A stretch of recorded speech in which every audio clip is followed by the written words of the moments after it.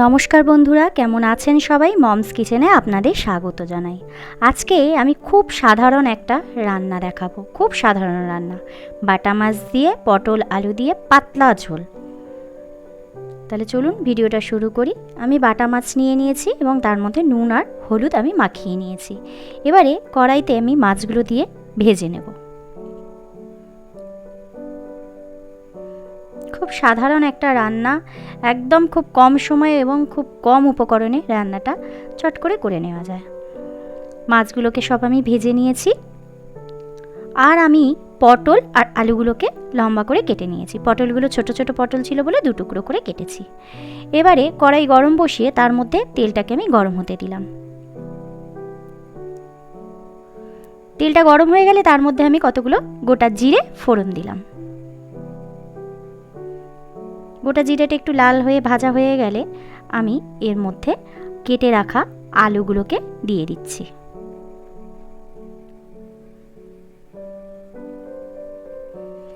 আলুগুলোকে আমি একটু লাল লাল করে ভেজে নেব।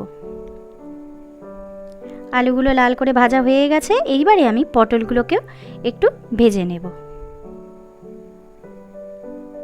আর এর জন্য আমি মশলা নিয়েছি, আদা সামান্য ঘষে নিয়েছি এবং জিরের গুঁড়ো। আর কিছু মশলা আমি এর মধ্যে দেব না। খুব কম মশলাতে পাতলা একটা ঝোল আমি বানাবো। এবারে আমি এই তরকারিটার মধ্যে হলুদ দিয়ে দিচ্ছি। দেখুন পটলটা আর আলুটা ভাজা হয়ে গেছে। এই পর্যায়ে আমি হলুদ দিয়ে দিলাম। পরিমাণ মতন হলুদ আমি এর মধ্যে মিশিয়ে দিলাম।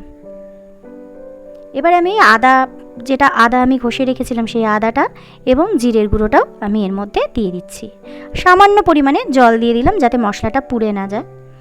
আর স্বাদ অনুযায়ী আমি লঙ্কার গুঁড়ো দিয়ে দিলাম। আপনারা চাইলে কাঁচা লঙ্কাও দিতে পারেন এবং স্বাদ অনুযায়ী লবণ দিয়ে দিচ্ছি। আমার কাঁচা লঙ্কাটা শেষ হয়ে গেছিলো বলে আমি লঙ্কার গুঁড়োই একটু দিয়ে দিয়েছি।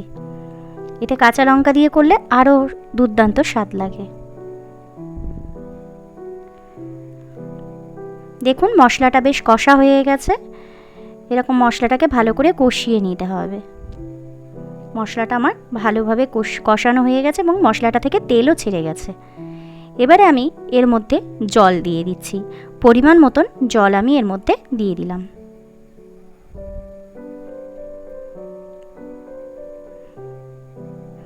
এবারে ঝোলটাকে আমি ফুটতে দেব।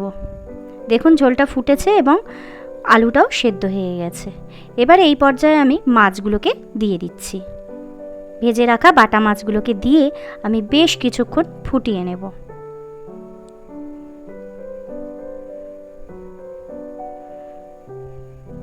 মাছগুলোকে বেশ কিছুক্ষণ ফুটিয়ে নিয়েছি। দেখুন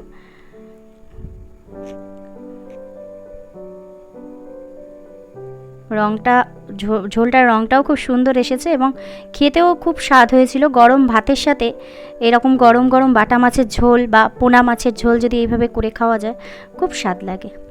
এবারে ঝোলটাকে আমি নামিয়ে নিলাম। নামিয়ে নিয়ে আমি গরম গরম ঝোলটাকে পরিবেশন করব। আপনারা একবার করে দেখবেন, এই ঝোলটা খুব ভালো লাগবে। তাহলে চলুন ভিডিওটা আজকে এখানেই শেষ করলাম। আর রান্নাটা কেমন লাগলো দয়া করে কমেন্ট করে জানাবেন। ভালো লাগলে আমার ভিডিওটাকে একটা লাইক করে দেবেন আর চ্যানেলটাকে সাবস্ক্রাইব করে দেবেন। সবাই ভালো থাকবেন, সুস্থ থাকবেন। দেখা হবে পরের একটা রান্নার ভিডিওতে।